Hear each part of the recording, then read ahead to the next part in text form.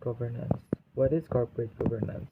It is the process that aims to allocate corporate resources in a manner that maximizes value for all stakeholders, investors, employees, customers, suppliers, environment, and the community at large, and holds those at the helms to account by evaluating their decisions on transparency, inclusivity, equity, and responsibility. So basically, ito yung like the governance in a corporate.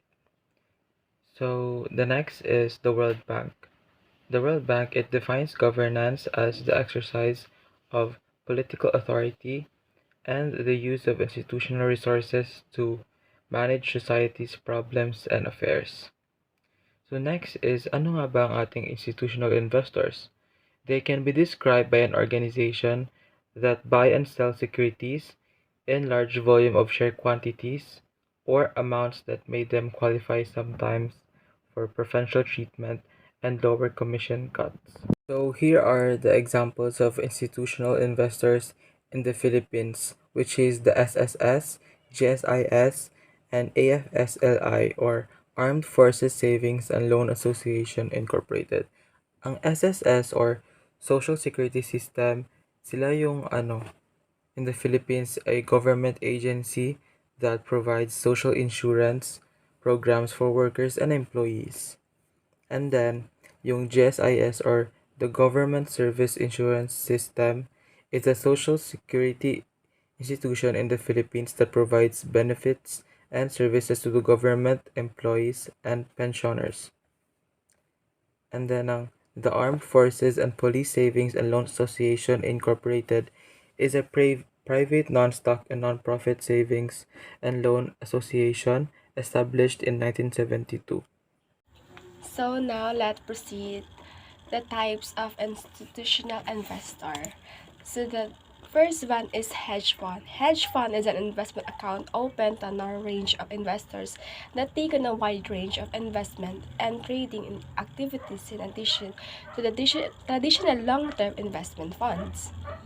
So second is the investment banking. So refers to financial institutions that helps out corporations and government in raising capital by underwriting and acting as the agent in the issuance of both equity and debt securities. So mutual funds. Mutual fund is another institutional investor that is professionally managed type of collective investment scheme that pools money from many investors and invests. This fund is managed by a fund manager that buys and sells instruments and commodities from the fund's investment in accordance with the fund's investment objectives. So last is the pension fund. Pension fund is a collective assets forming a separate legal entity that came into being from the contributions to a pension plan for the exclusive purpose of financing pension plans benefits. It is also considered as one of the biggest investors in the stock market. So hedge fund is a limited partnership of private investors whose money is pooled and managed by professional fund managers. So these managers use a wide range of activities including leverage or borrowed money in the trading of non-traditional assets to earn above average investment returns. So next is the investment banking. So investment banking is a financial institutions or that acts as an intermediary in complex corporate transactions such as mergers and acquisitions. So an investment bank issues new equity, debt, or security and instrument. So also dito naman is type of banking organization organize large complex financial transactions such as mergers. Yun na nga, mergers or initial public offer. So next is ang mutual funds. So ito yung mutual funds naman is mag-ipon ka or pag pinagsama mo yung mga pera mo, tapos manghunan ka, tapos ilaalaan mo yung pera na yun sa mga stock or bond. Stock, bond. So next is yung pension fund. So pension fund naman is, ito na yung mga, like for example, mga employee na, or mga mga employee. Yeah, like for example, yung sundalo, pag mag-retired sila, meron silang pension fund makukuha every month. So, yun yung pension fund. Next is the cross-listing. So, next is cross-link. Cross-listing refers to listing of equity shares of company in more than one stock exchange in different countries. So this term can also be used to refer to the listing of a company in more than one stock exchange in the same country. So, cross-listing is also occur when the shares of are listed in stock exchanges in 2 or more countries. So the shares traded on one exchange become interchangeable with the shares traded on the other exchange. So in cross-listing, we have 4. I know 1, 2, 3, 4, 5. We have 5 motives for cross-listing. So the first one is to improve liquidity, to increase its share price, to increase firms' visibility and acceptance, to support takeover speeds, to support shares and options plans. Hi, my name is Czarl Juliano and I will be reporting a cross-listing. So what is cross-listing? It refers to listing of equity shares of a company in more than one stock exchange in different countries. This term can also be used to refer to the listing of a company on more than one stock exchange in the same country. Now, for cross-listing, we have 5 motives. We have to improve liquidity, to increase its price share, to increase firms' visibility and acceptance, to support takeover bids, and to support share and options plan. Let's tackle first to improve liquidity. To improve liquidity, by crossing, company can improve the liquidity of its existing shares at the same time, find and support a liquid secondary market for new equity issues in foreign markets. Ang mga kumpanya na galing sa mga bansang may maliliit na illiquid capital market ay madalas lumalampas sa market at napipilitan silang magtaas ng bagong equity sa ibang bansa. Para ma-maximize yung liquid nila, ang company ay perpektong dapat mag-cross-list at mag-issue ng equity sa mas maraming liquid market sa ibang mga country o region. Naka-intact pa rin ang idea. Mas maraming pinagkukunan ng pera ng mga investors, mas mabuti para sa company. Next is to increase its share price. Another subtle reason in cross-listing is trying to increase the company's share price by defeating mispricing in a segmented and illiquid home capital markets. Sa mas maraming liquid market o region na kung saan naka-cross-list ang share, hindi lang na ang company ay may fresh source ng mga funds nila, kundi pati na rin ang share marketability ng company ay enhanced din. Next is to increase firms' visibility and acceptance. Cross-listing increases the firm's visibility and acceptance to its customers, suppliers, creditors, and host governments.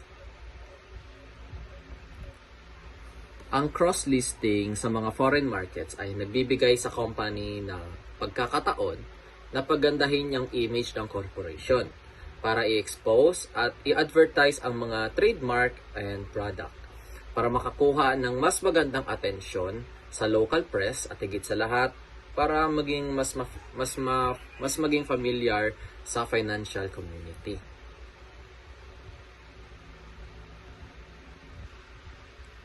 To support takeover bids.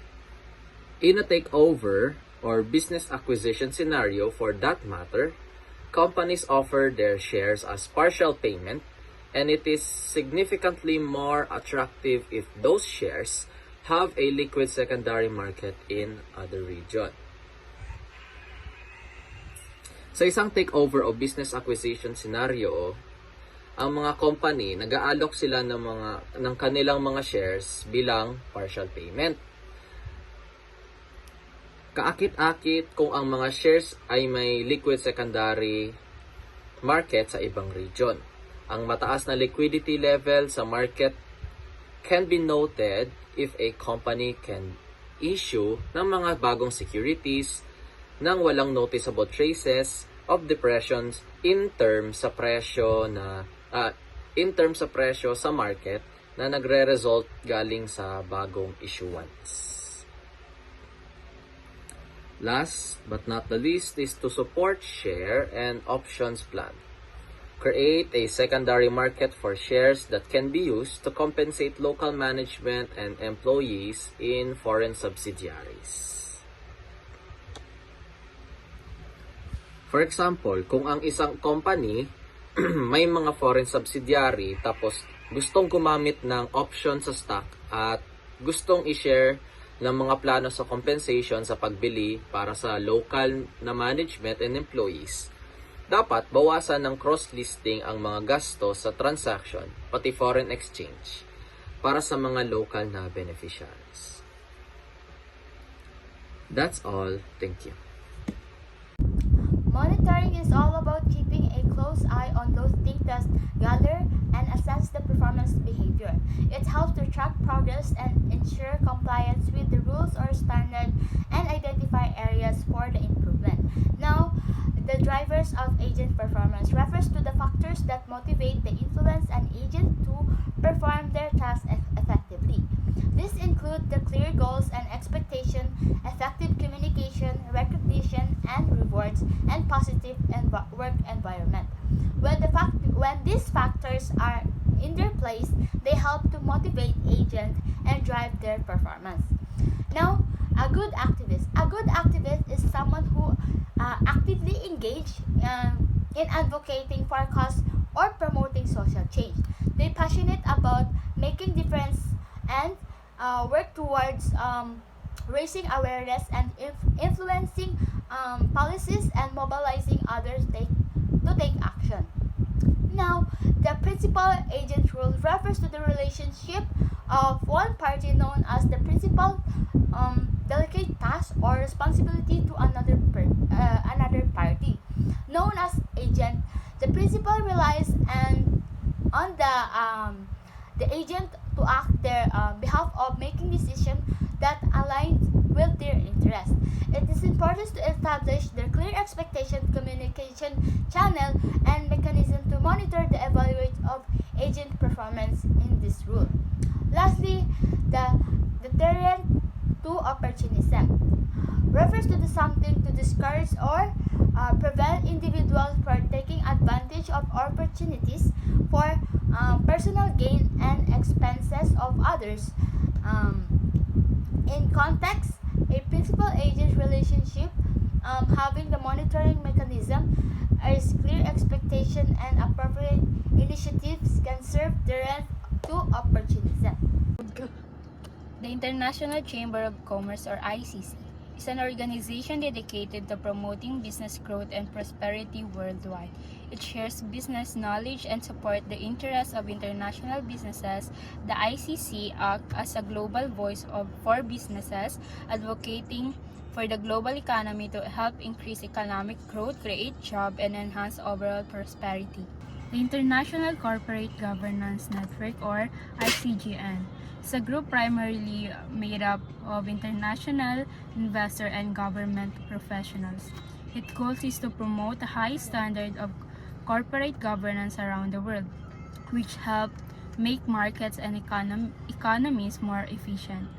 The members of ICGN, who manage the large sums of money, brings a wide range of expertise from fields like investment, business, professional service, and policy making that spans the global financial market.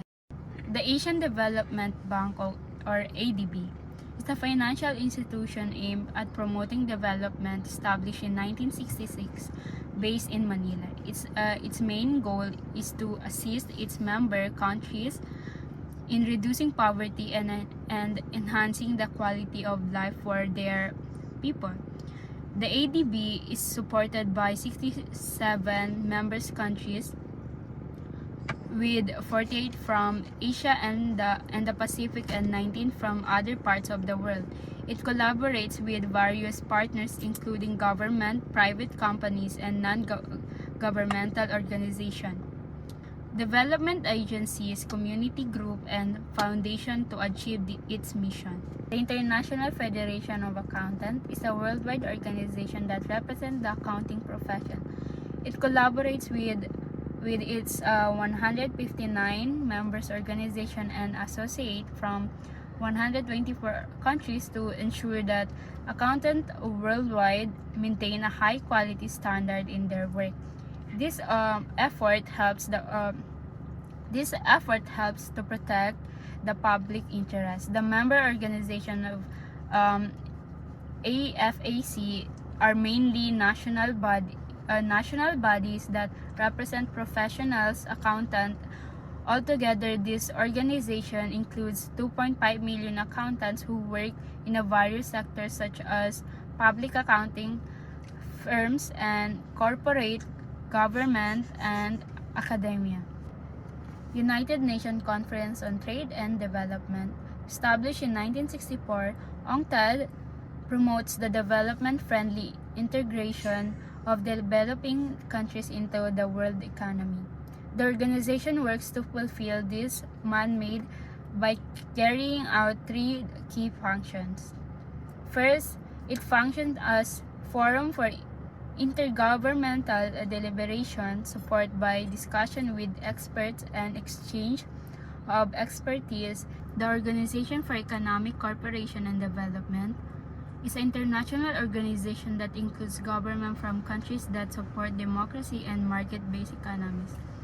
The main goals of the OECD are to foster cooperation between these countries in order to support sustainable economic growth, or the OECD works to promote the economic progress that can continue over the long term without exhausting the natural resources or harming the environment. Second is boost employment. It aims to create more job opportunities, helping to ensure that more people can find and maintain work. Third is raise living standard. The organization seeks to improve the quality of life for the people in its member countries by increasing the overall economic well-being of societies. The number 4 is maintain financial stability. The OECD aims to ensure that the financial system of its member countries are secure and stable, reducing the risk of economic crisis. Fifth is assist the other countries' economic development. The organization also helps non-member countries develop economically, which can lead to improvement in global economic health. Number 6 is contribute to growth in world trade. By promoting easier and fair trade between countries, the OECD facilitate economic growth on global scale. Through this objective, the OECD plays a crucial role in shaping and strengthening the economic policies of its member countries and beyond, enhancing global economic collaboration and development. So, improving business environment. IPAs often work to efficient bureaucratic processes, reduce red tape, and improve overall business environment. This creates a more attractive investment climate, encouraging both local and foreign business to invest and operate. Promoting economic development. So by facilitating investment, IPAs contribute to economic development and promoting innovation, entrepreneurship, and overall productivity. This leads to increased competitiveness and sustainability within the economy. Investment promotion agencies plays a crucial role in attracting and facilitating investment within the country or in a region. Their positive effects include attracting investment. They actively market the advantages and opportunities available in their respective areas. They attract both domestic and foreign investment. The IPA capital can stimulate economic growth, create more job opportunities, and improve infrastructure. Challenges confronting institutional investors. The challenges confronting institutional investors is number one, balancing optimization of returns with promoting good corporate governance. Number two, long-term investment goals, sometimes overlooked. Number three, incentive structures often prioritize asset under management volume over company performance. Increasing trend towards passive management, potentially hindering governance practices. Costs of monitoring corporate governance practices significant. Benefits shared with all shareholders. Policy and private sector actions. Collaboration among institutional investors encouraged to address monitoring costs. Prudential regulations sometimes limit institutional investors' holdings. Uncertainty regarding effectiveness of institutional investors in promoting good governance. Evolving nature of institutional investors.